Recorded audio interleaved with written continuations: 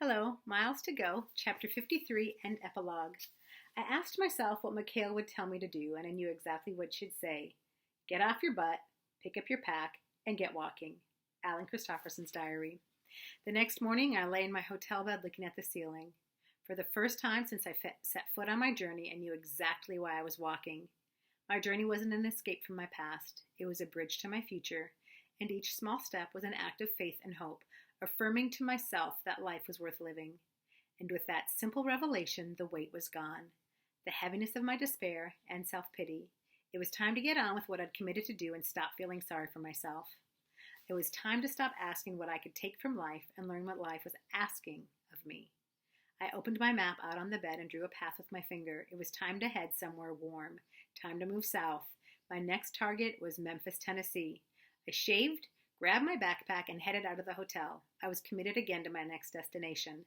As I walked through the hotel's lobby, I noticed an older woman sitting in one of the chairs near the reception desk. She had gray hair, a long woolen coat, and a burgundy silk scarf tied around her neck. She was beautiful, or had been once, and something about her was hard to look away from. She was likewise watching me, and we made eye contact. When I was near to her, she said, "Alan." I stopped. "Excuse me? You are Alan Christopherson?" I looked at her in surprise. "Yes." "Do you know who I am?" Something about her looked familiar. After a moment, I said, "No." "Are you sure?" Then, as I stared into her eyes, I realized who she was. Before I could speak, she said, "I've been looking for you for weeks." Epilogue. We are all in motion, always. Those who are not climbing towards something are descending toward nothing. Alan Christopherson's diary. What my father said about mountains is true. We climb mountains because the valleys are full of cemeteries. The secret of survival is to climb, even in the dark, even when the climb seems pointless. The climb, not the summit, is the thing. And the great don't just climb mountains, they carve them as they go.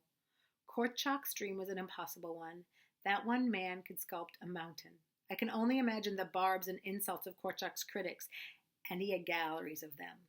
"You're crazy, a fool, you'll never do it," they sang from their low places and half-dug graves. "The statue will never be complete." But Korczak knew better than to listen to the ghosts in the cemeteries. Every day he climbed his mountain, and with a chisel here, a blast there, he moved tons of stone as his dream emerged from the mountain. Korczak knew he'd never live to see his work finished, but that was no reason to stop. As he lay dying, he was asked if he was disappointed to not see the monument completed. "No," he said, "you only have to live long enough to inspire others to do great things." And this he did. As the mountain took form, the masses began to dream too, and they began to move. Today, millions come from around the world to see Korczak's mountain, and a professional crew works year-round to move the dream forward. It is no longer a question of if the statue will be completed, only when. Korczak's greatest legacy is not a public one, the massive stone mountain that he conquered, but the mountain he first conquered in himself, a mountain that he climbed alone. And in this, we can all empathize.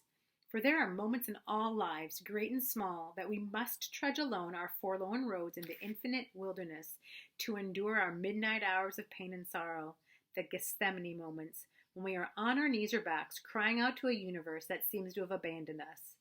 These are the greatest of moments, where we show our souls.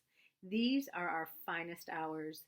That these moments are given to us is neither accidental nor cruel. Without great mountains, we cannot reach great heights, and we are born to reach great heights. Every one of us is faced with a task equal to Korczak's one as gorgeously absurd, to chip away at the stone of our own spirits, creating a monument to light the universe. And like Korczak's monument, our task will not be completed in our lifetime. And in the end, we will find that we were never sculpting alone. Korczak said, "I tell my children, never forget that man is not a complete being in himself. There's something greater than he that moves him." I don't honestly know if I'll ever reach Key West, but I do know that I will never give up. And when I take my final step, whether or not I made my destination doesn't really matter, because in the end, I will be a different man than the one who left Seattle. I was never carving a mountain. I was carving myself. The end.